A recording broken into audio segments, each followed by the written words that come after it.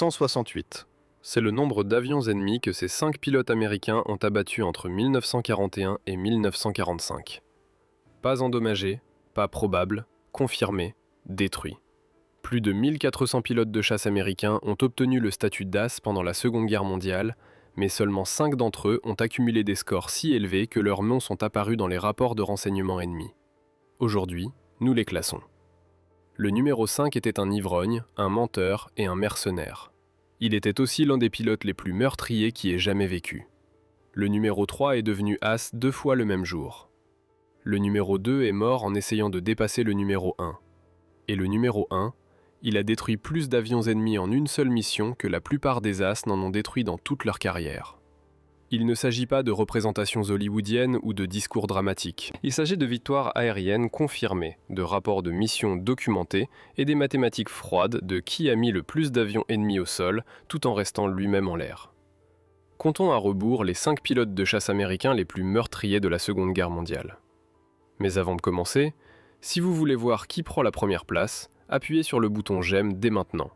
Cela indique à YouTube de recommander cette vidéo à plus de passionnés d'histoire comme vous, et abonnez-vous pour ne jamais manquer nos classements. Maintenant, commençons par le numéro 5. Numéro 5, colonel Gregory Papy Boyington. Gregory Boyington n'était pas un homme bon, c'était un alcoolique. Il a menti sur son nombre de victoires, il a abandonné sa première femme et ses 3 enfants.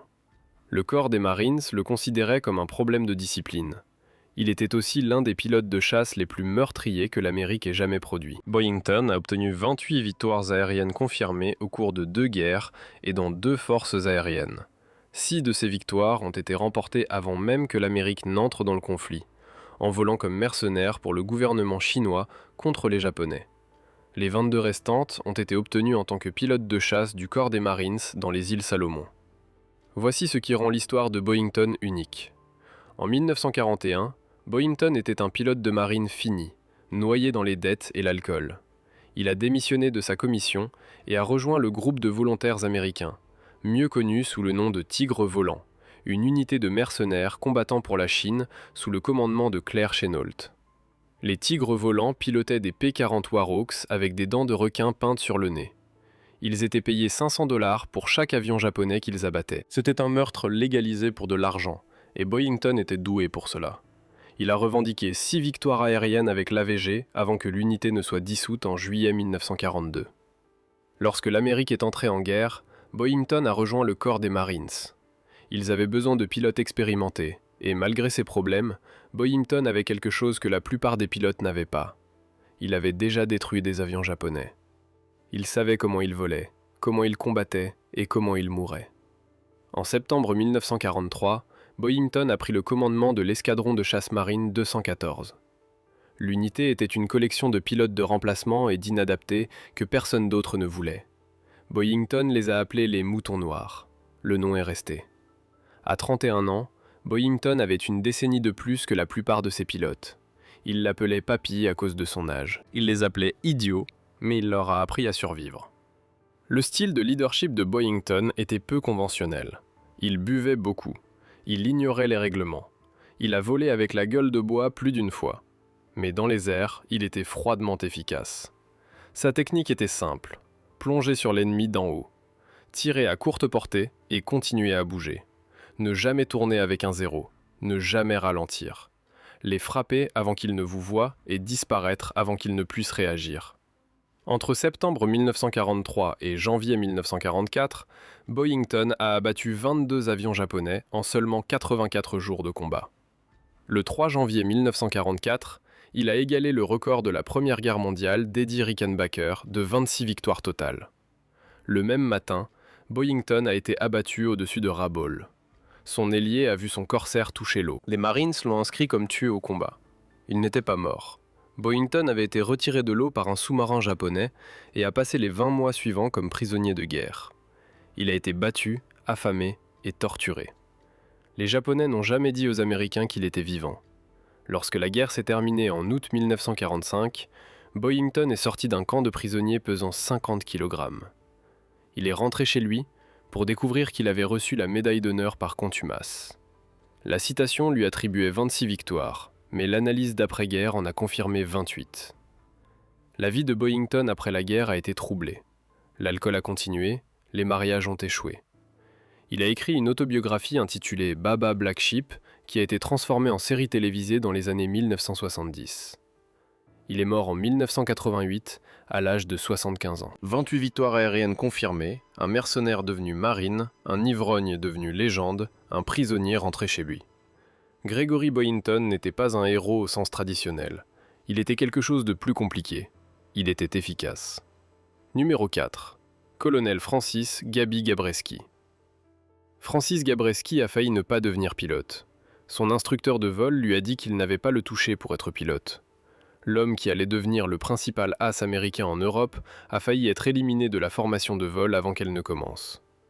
Gabreski était le fils d'immigrants polonais d'Oil City, en Pennsylvanie. Lorsque l'Allemagne a envahi la Pologne en 1939, ce n'était pas une nouvelle abstraite, c'était personnel. La patrie de ses parents était détruite, et Gabreski voulait se venger. En 1943, il a fait quelque chose qu'aucun autre pilote de chasse américain n'avait fait. Il a demandé à être affecté à un escadron de chasse polonais rattaché à la Royal Air Force. Pendant des mois, il a piloté des Spitfire aux côtés de vétérans polonais qui combattaient déjà la Luftwaffe depuis des années. Il n'a marqué aucune victoire pendant cette période. Mais il a appris quelque chose de plus précieux que les victoires.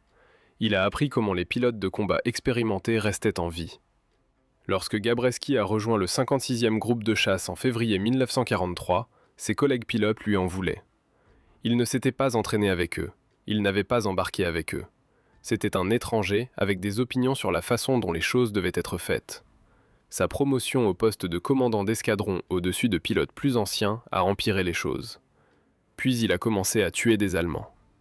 La technique de Gabreski est devenue bien connue parmi les pilotes américains.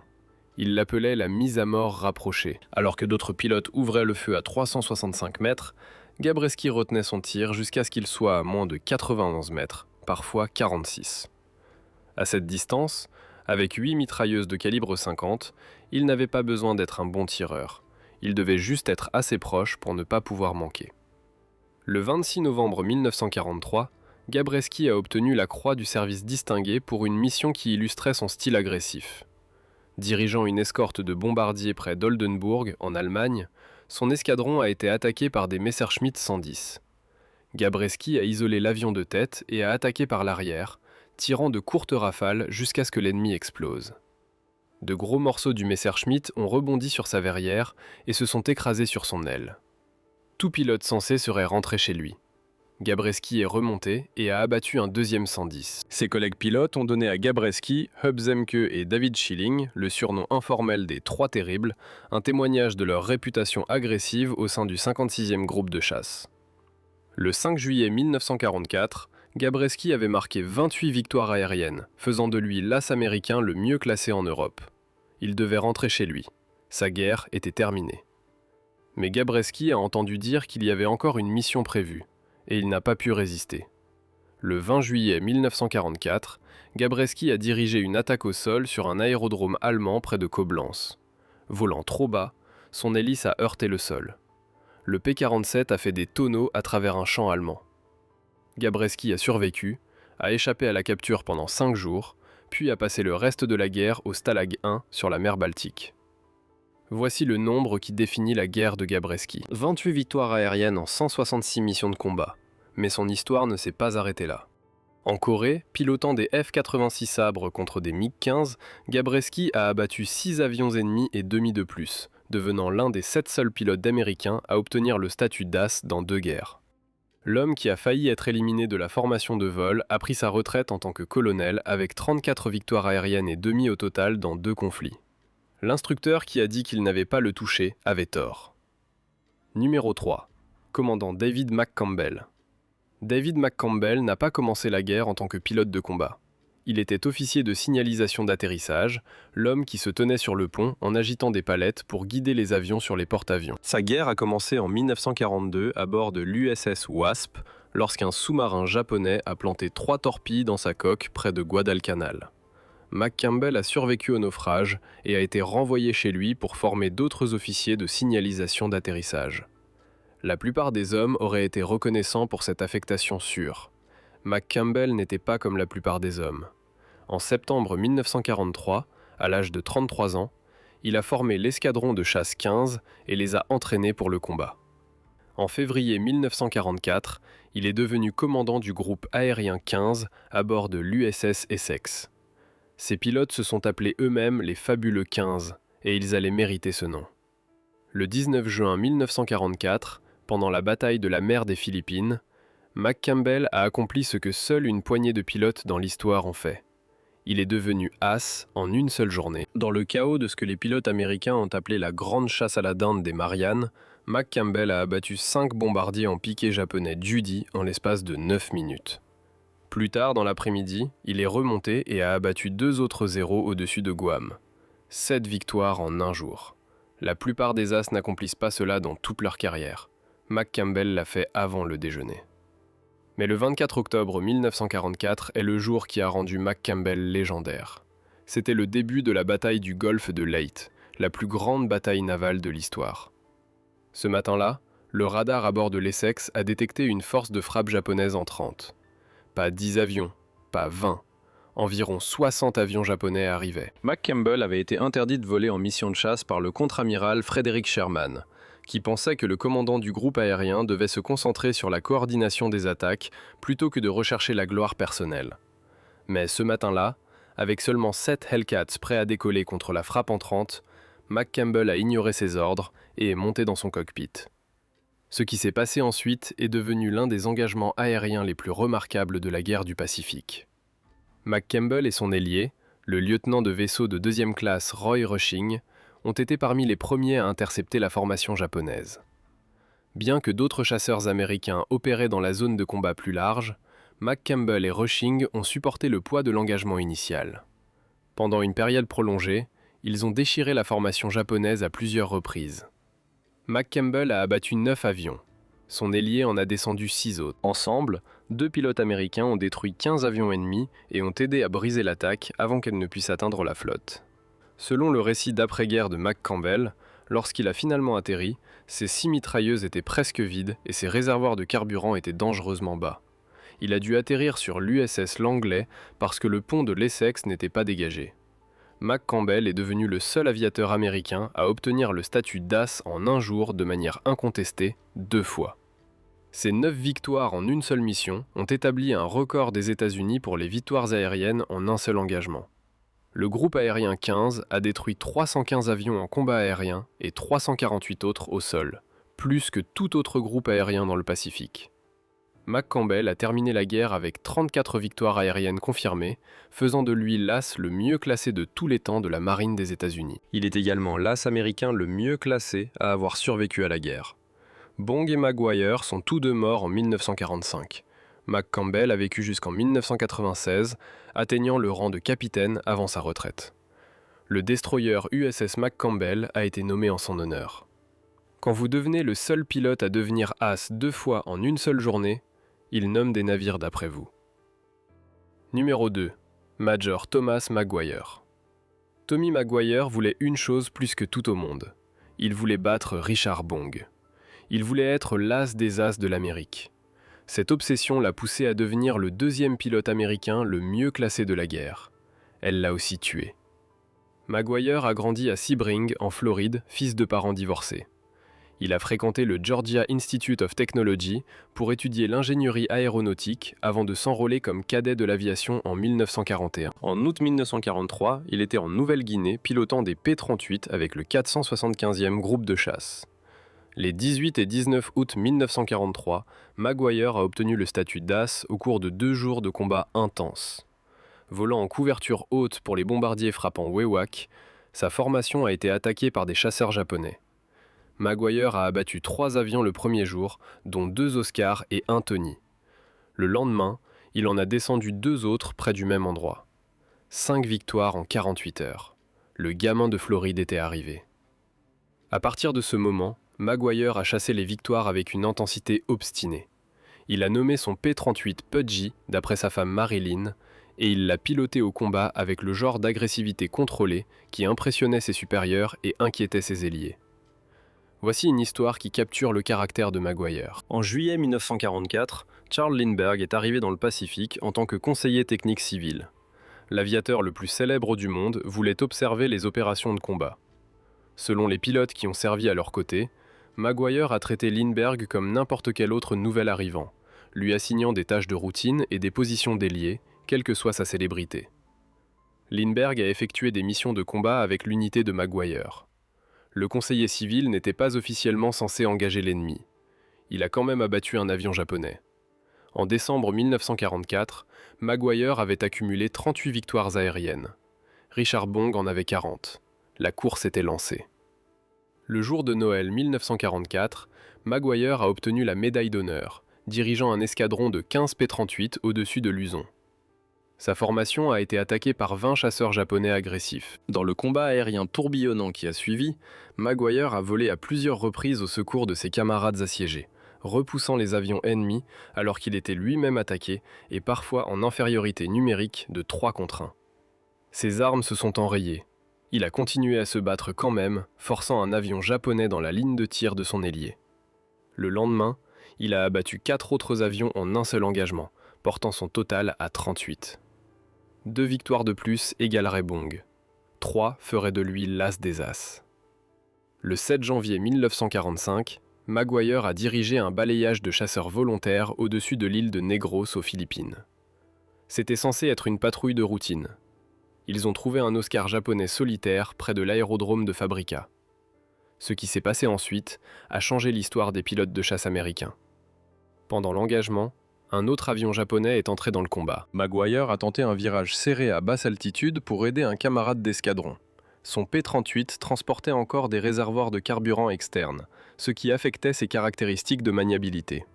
À basse altitude, avec peu de place pour récupérer, l'avion a décroché. L'avion de Maguire a basculé et s'est écrasé. Le deuxième as américain le mieux classé est mort instantanément. Il avait 24 ans. La base aérienne de Maguire dans le New Jersey porte son nom. La médaille d'honneur a été décernée à titre posthume. Sa veuve Marilyn a reçu la nouvelle que son mari, l'homme qui avait peint son nom sur son chasseur, ne rentrerait jamais chez lui. 38 victoires, 2 victoires de moins que le record. L'homme qui voulait être numéro 1 est mort en essayant. Numéro 1. Major Richard Bong. Richard Bong a détruit plus d'avions ennemis que n'importe quel pilote américain de l'histoire. 40 victoires aériennes confirmées. Ce n'est pas une opinion, c'est un fait documenté. Bong était franc sur ses limites. Il a admis qu'il était un mauvais tireur à longue portée, alors il a compensé en volant plus près de l'ennemi que n'importe quel manuel ne le recommandait. Sa technique était simple. Se placer derrière la cible, se rapprocher à bout portant et tirer jusqu'à ce que l'ennemi cesse de voler. Ce qui lui manquait en précision de tir, il le compensait par le courage. Bong a grandi dans une ferme près de Poplar, dans le Wisconsin, l'aîné de 9 enfants nés d'un père immigrant suédois. Des avions postaux volant au-dessus de la ferme familiale ont suscité son intérêt pour l'aviation. Au moment où il s'est enrôlé dans l'Army Air Corps en 1941, il avait accumulé 36 heures de temps de vol, principalement dans un biplan à l'aéroport local. À Hamilton Field, en Californie, Bong a démontré l'audace qui allait définir sa carrière. Dans un incident tristement célèbre, il a piloté son P-38 sous le Golden Gate Bridge, a survolé Market Street à San Francisco à basse altitude et a soufflé le linge d'une corde à linge d'une femme à Oakland. Le général George Kenney, commandant de la 5e force aérienne, a convoqué Bong dans son bureau. Au lieu de le traduire en cour martiale, Kenney lui a donné le choix. Se présenter à la femme dont il avait dispersé le linge, l'aider avec sa lessive, le raccrocher sur la corde et tondre sa pelouse, ou faire face à des accusations formelles. Bong a fait la lessive. Kenney a dit plus tard « Si vous ne vouliez pas voler dans Market Street, je ne voudrais pas de vous dans mon armée de l'air. » Lorsque Kenney est parti pour le Pacifique en septembre 1942, il a choisi Bong comme l'un des 50 pilotes de P-38 pour rejoindre son commandement. Ce fut l'une des meilleures décisions en matière de personnel de la guerre. Le 27 décembre 1942, Bong a marqué ses 2 premières victoires aériennes au-dessus de Buna, en Nouvelle-Guinée. Un 0 et un Oscar sont tombés sous ses armes dans le même engagement. Il a reçu la Silver Star. À partir de ce moment, Bong a accumulé des victoires à un rythme remarquable. Les équipes au sol ont peint des drapeaux du soleil levant sur son fuselage aussi vite qu'ils pouvaient les gagner. En septembre 1943, il avait 28 victoires confirmées, faisant de lui le meilleur as américain dans tous les théâtres. Le 12 avril 1944, Bong a abattu ses 26e et 27e avions japonais, devenant le premier pilote américain à dépasser le record de la Première Guerre mondiale d'Eddie Rickenbacker de 26 victoires. Il a été promu major et renvoyé chez lui pour une tournée de publicité. Il ne pouvait pas rester loin. En septembre 1944, Bong est retourné dans le Pacifique en tant qu'instructeur de tir. Il n'était pas tenu d'effectuer des missions de combat. Le général Kenney lui avait expressément ordonné de ne pas rechercher l'ennemi. Bong a volé quand même. Au cours de sa dernière tournée de combat, il a volontairement participé à 30 missions supplémentaires et a détruit 12 autres avions japonais. Sa citation de la médaille d'honneur se lit en partie. Bien qu'affecté au service d'instructeur de tir et ni requis ni censé effectuer des missions de combat, le major Bong s'est volontairement et à sa propre demande urgente engagé dans des missions de combat répétées, y compris des sorties inhabituellement dangereuses au-dessus de Balikpapan, Bornéo, et dans la région de Leyte aux Philippines. En décembre 1944, Bong avait atteint 40 victoires. Le général Kenney l'a finalement cloué au sol pour de bon. 200 missions de combat, plus de 500 heures de combat, 40 victoires confirmées. L'Amérique avait son as des as. Bong est rentré chez lui dans le Wisconsin, a épousé sa bien-aimée Marjorie, qu'il avait immortalisée en peignant sa photo sur le nez de son P-38, et a pris un emploi de pilote d'essai pour Lockheed. Le 6 août 1945, le même jour où la bombe atomique est tombée sur Hiroshima, le major Richard Bong est monté dans le cockpit d'un chasseur à réaction P-80 Shooting Star. C'était un vol d'essai de routine. Ce serait son dernier. Pendant la séquence de décollage, Bong n'a pas enclenché la pompe à carburant auxiliaire de l'avion. Le moteur à réaction du P-80 nécessitait cette pompe pour maintenir la pression de carburant pendant la montée. Sans elle, la pompe entraînée par le moteur ne pouvait pas fournir suffisamment de carburant seule. Le moteur s'est éteint à basse altitude. Bong a tenté de s'éjecter, mais il était trop bas. Le parachute n'a pas eu le temps de se déployer. Le plus grand as de l'Amérique est mort d'une erreur de procédure le même jour où la guerre s'est effectivement terminée. Il avait 24 ans. Les journaux du lendemain matin ont publié sa nécrologie à côté du titre annonçant le bombardement d'Hiroshima. L'homme qui avait survécu à 200 missions de combat contre les Japonais a été tué par un interrupteur oublié. Le centre historique des vétérans Richard I, Bong à Superior, dans le Wisconsin, préserve sa mémoire. Le pont Bong relie le Wisconsin et le Minnesota à travers la baie de Saint-Louis. L'homme de la ferme du Wisconsin qui voulait voler est devenu le pilote américain le plus meurtrier qui ait jamais vécu. 40 victoires aériennes confirmées, un record parmi les pilotes américains qui n'a jamais été battu. Additionnons-les. Boyington 28, Gabreski 28, McCampbell 34, Maguire 38, Bong 40. Au total, 168 avions ennemis détruits par 5 pilotes américains, 5 hommes, 168 victoires. Et les puissances de l'Axe ont appris que les pilotes de chasse américains n'étaient pas seulement courageux. Ils étaient méthodiques, agressifs et absolument mortels dans le ciel. Mais voici la vraie question. Avons-nous établi le bon classement ? Maguire devrait-il être plus haut parce qu'il a obtenu plus de victoires par mission ? Maguire devrait-il être numéro 1 parce qu'il est mort en poursuivant le record ? Laissez un commentaire dès maintenant et dites-nous votre classement. Dites-nous qui nous avons oublié. Dites-nous d'où vous regardez. Notre communauté s'étend sur le monde entier et vous faites partie de ce qui fait fonctionner cette chaîne. Si ce classement a changé votre vision de la Seconde Guerre mondiale, appuyez sur ce bouton j'aime. Chaque j'aime dit à YouTube que c'est le contenu que les gens veulent voir. Abonnez-vous et activez les notifications pour ne jamais manquer nos plongées approfondies dans l'histoire militaire. Nous avons d'autres classements à venir, d'autres histoires oubliées, plus d'histoires qui ne figurent pas dans les manuels scolaires. Merci d'avoir regardé. Ces pilotes méritent d'être rappelés pour ce qu'ils ont réellement fait dans le cockpit, pas pour ce qu'Hollywood en a fait. 5 hommes, 168 avions ennemis, et un record qui parmi les pilotes américains tient toujours 8 décennies plus tard. Nous vous retrouverons dans le prochain.